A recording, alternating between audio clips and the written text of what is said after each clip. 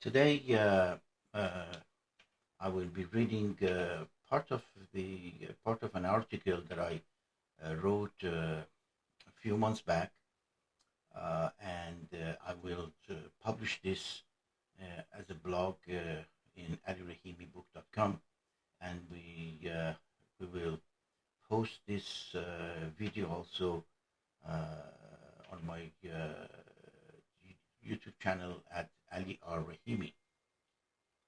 The issue of discussion today is Iran 1906 to 1907 Constitution.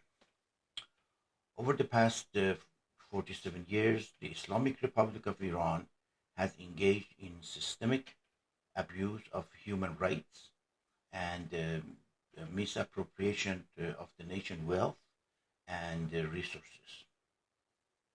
These actions have been carried out under the auspices of Islamic Constitution that not only mandates the enforcement of Islamic law in various domains, such as civil and financial law, but also grants the supreme leader the power for veto or ignore these laws. This constitution has been a central tool in maintaining control, despite being repeatedly challenged by the populace. On at least three notable occasions, there has been uprising where the people have called for the change. Additionally, the strengthening of the Iranian diaspora under the leadership of the legitimate heir to the throne, Reza Shah II, has kept the issue of a new constitution alive. This issue has gained prominence, especially after attempts to subvert the current regime and restore Reza Shah II as the legitimate ruler, highlighting the ongoing debates over Iran governance and legal framework.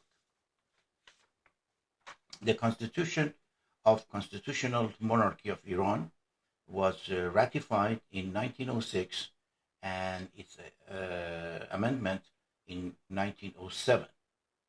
The 1906 Constitution primarily focused on the establishment of the National Consultative Assembly and defining its duty. And it began with the short preamble initiated by the decree of Muzaffareddin Shah for the establishment of the constitutional monarchy.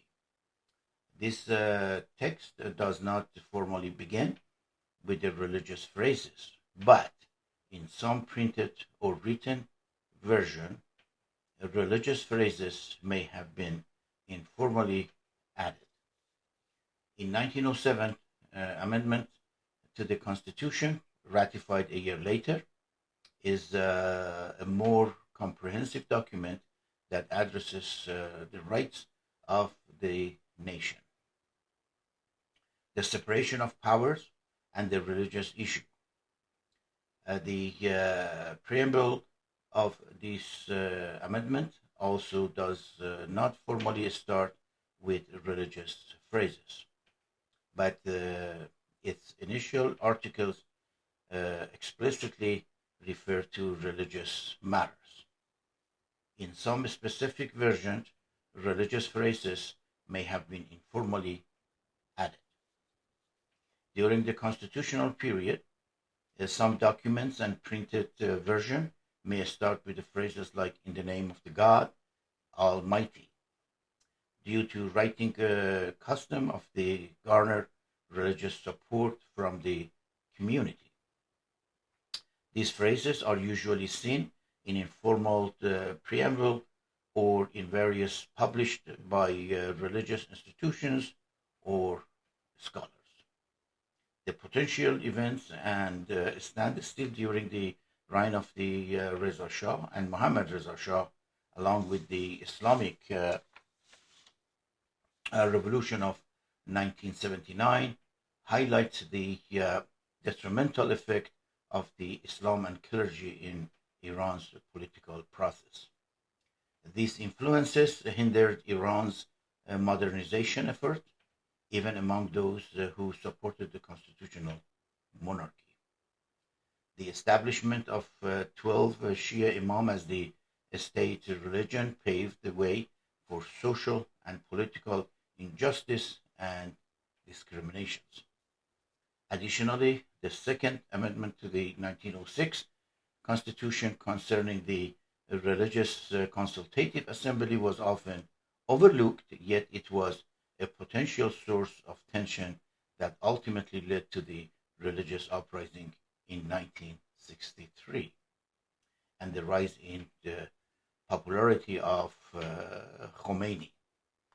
Another significant issue emphasized by religious scholars was the succession of the monarchy to a male heir, which posed a potential threat to the continuity of governance. The, the United Kingdom exemplifies a democracy that operates without a unified written constitution.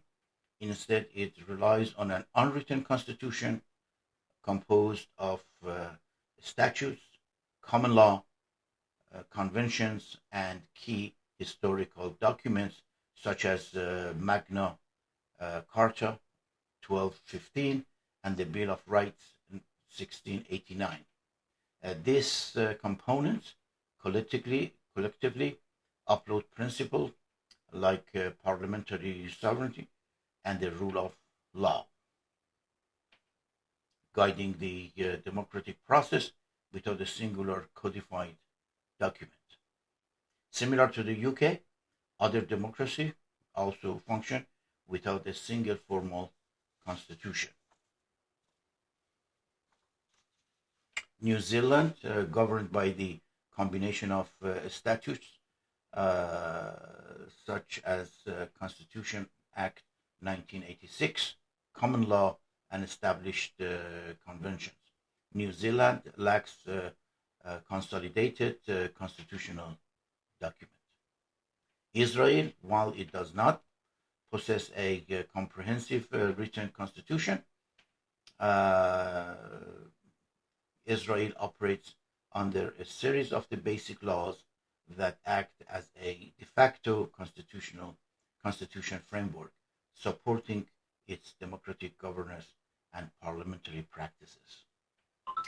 These nations illustrate how democratic system can thrive on a foundation of evolving legal traditions and legislative framework. It contrasts to countries like the United States, which adhere to a rigid written constitution. The Iranian constitutional law, in effect from 1906 until 1979, Islamic Revolution, did not provide any legal mechanism for the deposition of or removal of the monarch. The monarchy was hereditary and lifelong, and according to the Article 44 of the Constitutional Amendment, the monarch was exempt from any responsibility, meaning he could not be prosecuted or removed.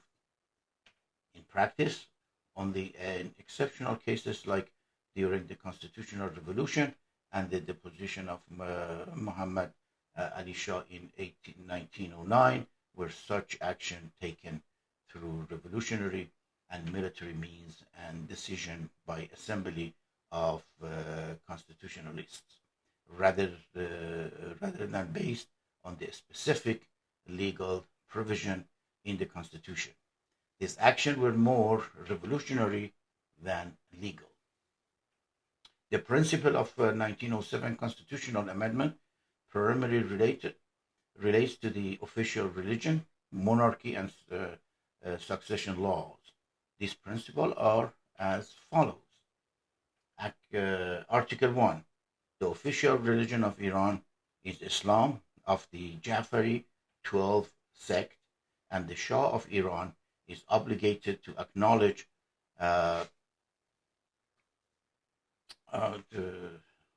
and the Shah of Iran is obligated to acknowledge and promote it. Article 35. The monarchy is divine trust is given by the nation to the monarch. Article 36. The Constitutional Monarchy of Iran continues in the person of Sultan Muhammad Ali Shah Qajar and his descendants. Article 37. If the monarch has multiple male children, succession belongs to the oldest son, whose mother is princesses of Iranian origin. If there is no male children, the closest male in the royal family succeeded. If a male child is born later, succession legally reverts to him. Article 38. Upon the death of the Sultan, the crown prince can only personally assume the throne if he is reached in age of 18. Otherwise, a regent is chosen to approve with approval of the National Consultative Assembly and the Senate until the crown prince reaches legal age. The issue in hand is multiple. During the booklet of prosperity presented by Nufti in Washington, D.C., there are a number of the issues that create challenges to the Iranian in and outside the United States. First of all, the Constitution gives the right of the monarchy to crown prince, and the booklet emphasize on temporary leadership by crown prince, and then the assembly of consultative group or referendum will decide what kind of governance the Iran might need. By the Constitution of 1906, the Crown Prince is the legitimate Shah of Iran. The question is the Constitution has enough modernity and articles for a modernized country? And the answer is no. Unfortunately, the clergy and religious impact and influence all over in 1906 and 1907 that needs to be replaced and eliminated. It appears that many other groups, such as Mujahideen Khalq, they are also pushing for Republic of Iran. In fact, look at the history of Iran for the past 2500, since Hakamanashi's the Iranian kingdom has been the source of the governance, and Iranians are loyal to this system. We believe that constitutional parliamentarism and Mashrute Saltanati, that is called, is the base for the governing of Iran. Shah would be a symbol of unity, and the prime minister will be elected by Iranian, and the new constitution will be written by the consultative assembly and referendum. But Iranian at this point all in favor of returning Shah as a legitimate Shah of Iran. Therefore, we have set pace to this argument. The Iranian diaspora are arguing about this. There are some in favor and some against. However, We believe the foreign governments should support Iranian inside and Iranian diaspora outside of country to support Iranian inside to achieve their desired goal and political system. Thank you very much. We will be discussing further in these days to come.